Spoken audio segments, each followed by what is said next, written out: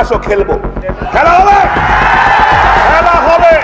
আমরা কি হাতে চুরি করে আসি না কানে দুল করছি? আপনাদের জন্য ঢাকায় যে আমাদের মহিলারাই যথেষ্ট। হায় হায়, আজকে আমাদের বিয়ে, আজকে আমাদের বিয়ে, 29 বছর হয়ে গেছে। খেলা হবে এই এক বাক্য দিয়ে দেশ বিদেশে পরিচিতি পেয়েছিলেন শামীম ওসমান। তার এই জনপ্রিয় ডায়লগ ভারতেও আলোড়ন সৃষ্টি করেছিল। এই শামীম ওসমান কোনো মামুলি ব্যক্তি নন।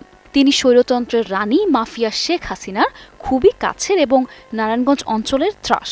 তার বিশাল সন্ত্রাসী বাহিনীর মাধ্যমে পুরো নগরীকে তিনি হাতের মুঠোয় রেখেছিলেন। সর্বমহলেই তার একচ্ছত্র নিয়ন্ত্রণ থাকত। যে কেউ তার মতের বাইরে গেলেই তাকে নানাভাবে হুমকি ধামকির শিকার হতে হতো। নিজ দলীয় নেতাকর্মী থেকে শুরু করে প্রশাসনের কর্মকর্তারাও তার হয়রানি থেকে মুক্তি পেতেন না।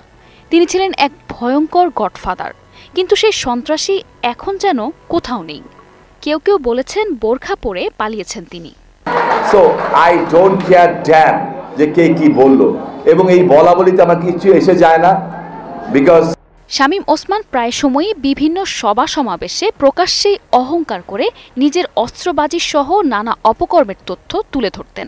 সেই সঙ্গে বিভিন্ন মহলকে তার এ সকল অপকর্মকে হাসি মুখে স্বীকার করে নিতে হতো। বিভিন্নভাবে তিনি নিজেকে একজন গডফাদার হিসেবেই প্রতিষ্ঠিত করে তুলেন। আর এই ভয়ঙ্কর তকমাকে আরও বেশি উপভোগ করতেন আওয়ামী লীগের দোর্দণ্ড প্রতাপশালী এমপি। আমি এইসব প্রুফ গালি খেতে খেতে। তবে 5 আগস্ট সবকিছু বদলে দিল। খসে পড়ল তার অহংকার। সন্ত্রাসী বাহিনীর কারণে তটস্থ থাকা নারায়ণগঞ্জ যেন কিছুটা স্বস্তি নিতে শুরু করল।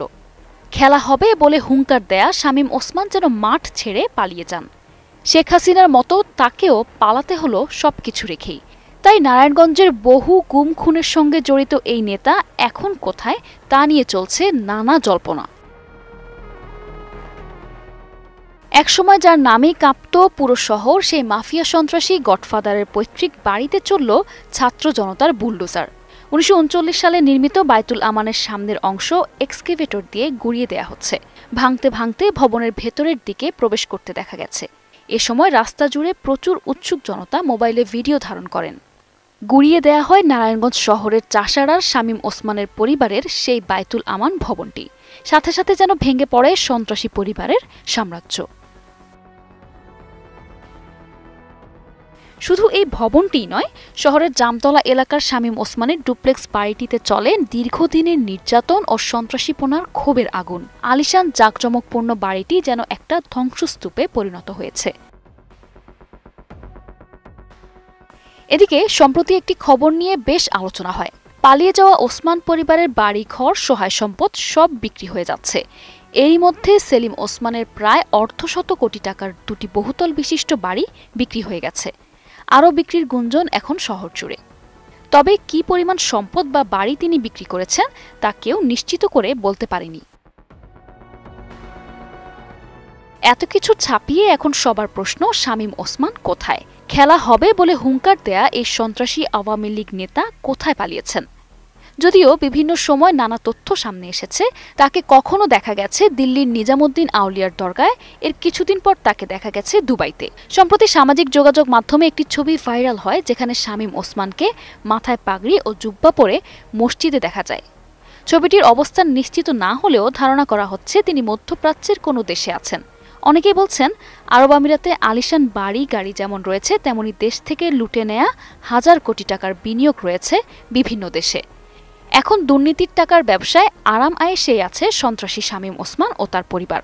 আর দেশে তার লাঠিয়াল হওয়া কর্মীরা আত্মগোপনে খেয়ে না খেয়ে। তবে অতীতেও বিতর্কিত কর্মকাণ্ডের কারণে শামীম ওসমান একাধিকবার দেশ ছেড়ে পালিয়েছেন। তার বর্তমান অবস্থান নিয়ে জনমনে তৈরি হয়েছে নানা প্রশ্ন। তবে নারায়ণগঞ্জে তার অনুপস্থিতি যেন স্বস্তি নিয়ে এসেছে। হায় হায়, আজকে আমাদের বিয়ে, আজকে আমাদের বিয়ে, 29 বছর হয়ে গেছে। নারায়ণগঞ্জে জামায়াতের আমির গোলাম আজমকে অবাঞ্ছিত ঘোষণা, জিয়াউর রহমানের গাড়ি আটকে দেয়া, খালেদা জিয়ার লং মার্চ আটকে দেওয়ার মতো সন্ত্রাসী কর্মকাণ্ড করার পাশাপাশি গুম খুনের ত্রাসের যে রাজত্ব তৈরি করেছিল ওসমান পরিবার, তা সরাসরি দেখভাল করতেন শেখ হাসিনা নিজে, যে কারণে কেউ তার কিছুই করতে পারেনি। হাসিনার আশ্রয় প্রশ্রয় তাকে আরও বড় সন্ত্রাসী বানিয়েছে বলে মনে করেন অনেকে।